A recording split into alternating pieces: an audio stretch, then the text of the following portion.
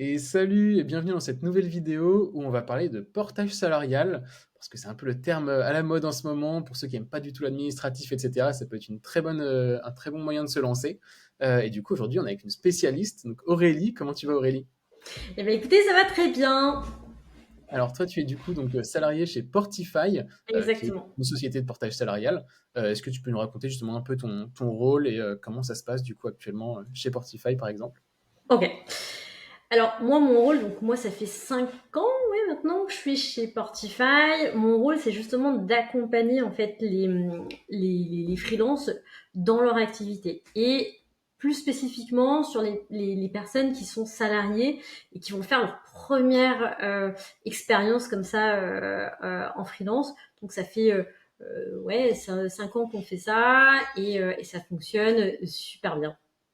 Ok, top. Bah écoute, très clair. Et justement, vu que c'est quelque chose qui commence à être de plus en plus tendance, est-ce que tu peux nous expliquer comment ça fonctionne justement, le portage salarial, tout simplement? Donc, en général, on parle souvent d'effectivement des CDI qui veulent passer en indépendant et qui du coup utilisent ce moyen-là. Concrètement, voilà, comment ça se passe? Alors, en fait, le portage salarial, c'est un système qui est un petit peu hybride, qui va se situer en fait entre le monde du salarié et le monde du freelance. En gros, il va devenir freelance, d'accord, et la société de portage, elle va gérer pour lui toute la partie administrative, comptable, facturation. Ce qui est génial, c'est que du coup, il n'a pas besoin de créer de société. Et du coup, il va avoir le salaire d'un freelance d'un côté, mais il va garder les avantages du statut salarié, euh, toute la protection sociale, il va cotiser par exemple pour le chômage, la santé, la retraite, il est sous couvert d'un contrat de travail. Et c'est ça qui fascine et qui plaît aussi beaucoup aux freelances. Ok, et donc ça, donc en gros, une relation tripartite, on va dire, entre le Exactement. client, la société de portage et le freelance. Et donc comment ça se passe à ce niveau-là, niveau contrat, etc. Je me rends pas compte du coup. En fait, il y a deux types de contrats. Il va y avoir le contrat de travail que va signer donc du coup le consultant avec la société de portage, d'accord. Et il va y avoir ensuite à côté le contrat commercial tripartite qui va rédiger les conditions de sa mission, lui, avec son client. Et donc, tripartite, pourquoi?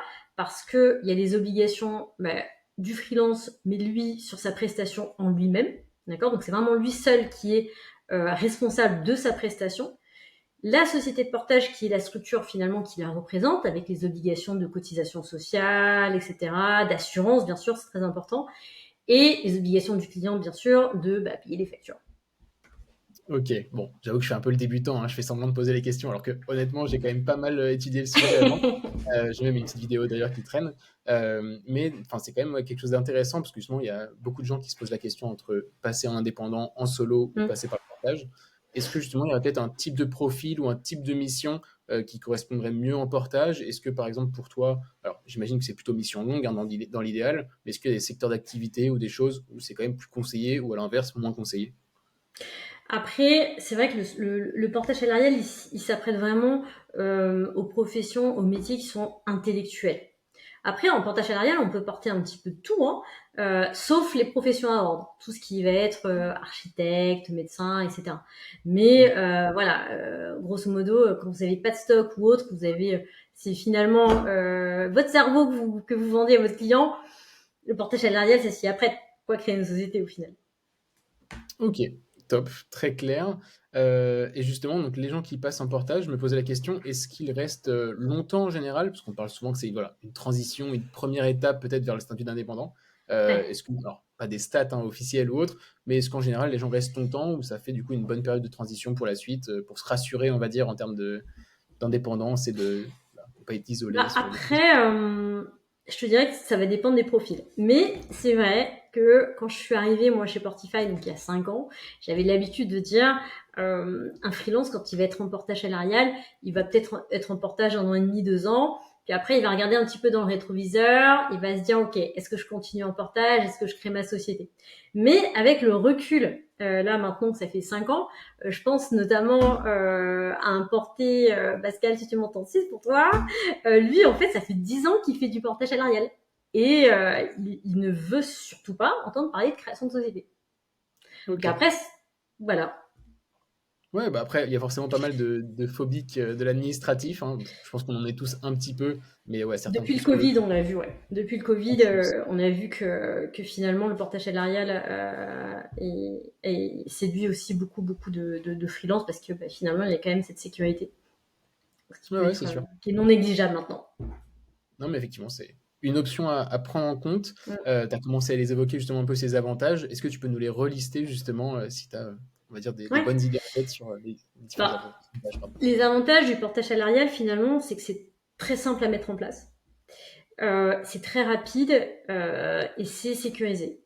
C'est très rapide, pourquoi? Parce que un contrat, en 2 heures, dès que le consultant a trouvé sa mission, en 2 heures, on peut sortir son contrat et il devient freelance. Ce qui permet aussi aux personnes qui sont salariées et qui font leur première expérience en portage d'être vraiment focus sur leur recherche de mission. Parce que la personne qui veut devenir freelance, qui veut créer sa société, qui a pas de clients, il va falloir qu'il aille un petit peu partout. Et le jour où il va démarrer, son client, il va lui dire, OK, donne-moi ton SIRET. Et donc, du coup, le pauvre, il va courir, etc. En portage salarial, c'est quand même beaucoup plus simple. Ok, très clair. Et justement, tant qu'on est sur ce sujet de recherche de mission, donc vous, on est d'accord, vous aidez pas les personnes à chercher une mission. Vous êtes là que quand justement elle a un client et vous pouvez entrer en relation avec les deux parties et vous mettre en intermédiaire pour simplifier un peu la chose. Mais vous n'intervenez pas du coup dans cette recherche de mission initiale. Alors, cette recherche de mission. Donc, effectivement, le standard, c'est le porté qui va voir la société de portage en disant, coucou, j'ai trouvé une mission, est-ce que tu peux me faire mon contrat? Maintenant, il y a des sociétés de portage salarial, un peu comme chez nous, chez Portify, où on est vraiment ciblé sur l'accompagnement. D'accord? L'accompagnement du freelance à toutes les étapes, y compris la recherche de mission.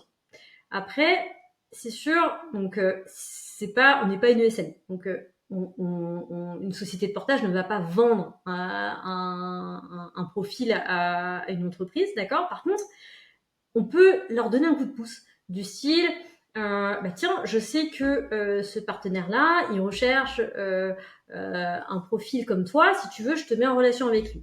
Et ça reste totalement gratuit. Hein. Il va faire ses négociations tout seul avec son TJM, etc., etc. Et voilà. Donc c'est un petit coup de pouce qu'on donne. Mais effectivement, on n'est pas là on n'est pas une scène. Ouais, c'est ça, bien sûr. Ça reste Mm. des indépendants et donc il Oui, faut qu'ils se débrouillent par eux-mêmes, c'est qu'ils aillent ça. prospecter, qu'ils gèrent un peu tout ça, évidemment. Là, normalement, c'est là que j'interviens en général, c'est là que je les aide, donc voilà, on se complète bien. Et alors, dans les avantages également que j'avais vus, c'était surtout aussi le fait alors, d'être considéré comme un salarié pour tous les avantages sociaux, mais également pour tout ce qui est location et achat dans l'immobilier. Ça, c'est quand même Oui. un bel avantage aussi, je pense. Enfin, en tout cas, ça rassure pas mal les gens là-dessus. Tout à fait. Nous, effectivement, on a eu énormément de demandes dans alors moi, depuis que je travaille, les 3 premières années, on a eu des demandes qui ont explosé. Et du coup, on a même mis des services supplémentaires, des partenariats également pour les aider à faciliter. Parce que oui, ça aide, ça c'est sûr. Ça aide beaucoup plus que quelqu'un qui a une société, hein, l'accession à la propriété, ça c'est clair. Par contre, effectivement, il faut pouvoir être correctement accompagné. D'accord? Donc, nous, en plus, on sait, effectivement, il faut trouver la société de portage qui va pouvoir le guider correctement. Mais oui, bien sûr, c'est beaucoup plus. Moi, j'ai beaucoup aussi de personnes qui ont déjà leur propre société, qui reviennent en portage salarial justement pour avoir cette sécurité, etc. Oui, c'est ça. En général, il y a pas mal de gens qui se disent, OK, je me fais un petit portage ou je reste un peu en CDI un peu plus longtemps jusqu'à ce que j'achète ou que je trouve un logement et ensuite je le ferai. Bon, du coup, ça, c'est un peu un coup à retarder un peu et à ne jamais passer à l'action littéralement. Mais c'est vrai que ouais, ça, c'est un des désavantages d'être en indépendant, forcément. C'est que quand tu arrives devant une banque ou devant un agent immobilier et que tu dis, je suis Mm. auto-entrepreneur ou j'ai ma société depuis 2, 3 ans, forcément, voilà, ça complique un peu les choses. Ok, très bien. Et alors bon, tout ça, c'est des très beaux avantages. Est-ce qu'on passe maintenant, du coup, quand même aux inconvénients? Tout ne peut pas être tout rose. Qu'est-ce que tu Exactement. vrai, C'est ce que enfin, j'ai l'habitude de dire, hein, moi, en toute transparence, c'est ce que je dis aussi aux personnes qui sont salariées et pour qui on fait une simulation, ils voient un super salaire, ils se disent ouais, c'est du freelance, c'est génial. Je leur dis mais attention, c'est pas tout rose, mais les inconvénients sont pas ce ne sont pas des inconvénients liés au portage, c'est les inconvénients du freelance dans sa globalité. C'est quoi? C'est principalement c'est l'intercontrat. C'est le gros des avantages du freelance. Et quoique, en portage salarial, ça se vit peut-être un petit peu plus facilement. Parce que s'il n'y a pas de mission, il y a quand même l'assurance chômage quand même qui est derrière, qui peut aider. Ouais, mais alors du coup, en termes d'inconvénients par rapport Mmh. à un freelance qui aurait son statut, là, il y a aussi enfin, les différences de charges, etc. quand même, enfin, et du coup, forcément, la petite commission que prend la société de portage également. Enfin, il y a pas mal de choses sur l'aspect financier également, non? Alors, sur l'aspect financier, effectivement, vous êtes beaucoup plus protégé en portage salarial parce que vous allez cotiser comme un salarié à la retraite, etc., au chômage. Donc oui, effectivement, cette protection, elle a un coût. Il faut compter à peu près en chiffre d'affaires à la grande maille. Il faut compter à peu près 50%, bon, un petit peu plus quand même, mais à la grande maille du chiffre d'affaires. Mais après, à l'inverse, euh, il faut voir parce que il y a la mutuelle, il n'y a pas besoin de comptable, vous pouvez avoir votre salaire tout de suite sans attendre que votre client vous paye. Voilà. Donc effectivement, effectivement il y a des charges, mais c'est pas des charges qui sont dans la nature, c'est pour le consultant.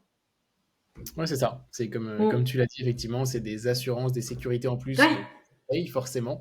Mais c'est vrai qu'il y a toujours cette tendance à se dire, vu que je suis allé trouver ma mission par moi-même, etc., j'ai envie d'être récompensé à la hauteur de ce que je vaux et de ce que je rapporte à ce client-là. Et donc c'est vrai que c'est toujours un peu frustrant de se dire, bon, il y a au moins voilà, 50-60% qui partent. Ça, c'est forcément voilà, un peu délicat et j'imagine que c'est quand même le plus gros inconvénient, évidemment, l'aspect financier derrière, parce que tout avantage a un coût, évidemment. Et je me demandais, est-ce qu'il y a des conditions à remplir, peut-être un minimum de chiffre d'affaires ou ce genre de choses, enfin, que ce soit pour Portify ou en général? Non, après, il y a pas de minimum. On peut porter, comme je l'ai dit tout à l'heure, tout type de profil. Je peux avoir des personnes qui vont faire des formations one shot. On peut le faire. Voilà. Il y a pas de condition minimum. Ok, ok, très clair. Bon, alors ça, je pense qu'on a fait un peu le tour justement des avantages et des inconvénients. Est-ce que toi, tu aurais peut-être, alors, on va commencer par des erreurs un peu récurrentes que tu vois donc chez les nouveaux indépendants, etc. Est-ce qu'il y a des choses que voilà, tu pourrais partager et qui pourraient être évoquées, enfin, éviter tout simplement. L'erreur que je vois tout le temps, moi, c'est ceux qui se précipitent. Qui se précipitent, ils vont tête baissée chercher la mission et puis finalement, ah ben comment maintenant, je suis dans mon client, comment je fais? Alors même si effectivement avec un portage salarial, enfin voilà, ça minimise les risques, mais là encore faut-il choisir encore en plus la bonne société de portage. Parce que il y a très très bonnes sociétés de portage sur le marché, mais il y en a aussi qui peuvent être euh, plus moins regardantes, dirons, qui va protéger beaucoup moins les portées. Et parfois, le problème, c'est qu'on gère quand même de la rémunération, il y a du RH, et parfois les portées, ça leur fait très mal. Et du coup, ça fait qu'ils commencent leur activité freelance pas de la bonne manière. Donc le mieux, c'est quand même de se dire, ok, je veux faire je veux devenir freelance, d'accord. Si je veux faire du portage salarial, même si effectivement il n'y a pas la mission en face, de commencer à regarder les sociétés de portage avec qui ils veulent travailler. Ça, c'est hyper important. Ok, ok, effectivement, en fonction de si on souhaite être porté ou non, c'est bien de se Mmh. renseigner, bien sûr. Et du coup, à l'inverse, est-ce que tu aurais des conseils? Alors, ça, c'était déjà un conseil au final, mais est-ce que tu aurais voilà, des conseils ou un dernier mot, on va dire, pour ceux qui hésitent à se lancer? Qu'est-ce qu'il faudrait leur dire? Foncez. Foncez. Si vous hésitez, alors si vous hésitez, passez par le portage salarial. Franchement, je trouve que c'est une transition idéale. C'est une première marche et voilà, vous risquez rien. Testez, mettez votre CV sur un job board. Vous allez tester le marché, vous allez voir ce que ça donne. Ça plaît, vous avancez. Vous commencez en portage salarial, ça plaît pas, vous cassez votre contrat, vous revenez sur 2 CDI. Tout simplement. Ouais, tout à fait. Bon, ça dans tous les cas, moi, je suis un grand encourageur, encourageur, Mmh. je sais pas si ça se dit, mais en tout cas, un grand motivateur. J'essaie de voilà, faire passer les gens à l'action. Ah Mais bien ouais, moi sûr, je le vois aussi avec mes portés. Enfin, quand je les vois super contents de leur première mission, avec des étoiles plein les yeux, je suis encore plus contente pour eux, quoi. bien sûr, évidemment. Et du coup, pour finir, donc, est-ce que si on veut en savoir plus justement sur le portage, où est-ce qu'on peut vous retrouver justement sur un Bah après, on site? est, alors nous, on est très actifs sur LinkedIn. Puis après, on a aussi une petite chaîne YouTube, on a notre site internet. Mais c'est vrai qu'on est très très actifs sur LinkedIn. Ok, top. Bah, je pense que je mettrai les liens en description pour ceux que ça Allez, intéresse. En tout cas, c'était un plaisir. Merci Aurélie. Et, pareillement. et bah écoute, on vous souhaite une très bonne soirée et à bientôt. Salut!